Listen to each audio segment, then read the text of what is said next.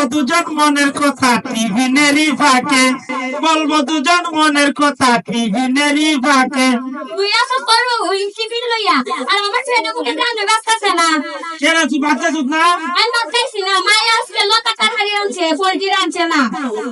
ইয়ার তোরা বাচ্চা লতা চালান মেনছে ওয়ো ইয়ার এই নিয়ে জানো কি আমরা বাচ্চা নি আমার বলছো মুরে চালান রাখছে আমরা ভাই।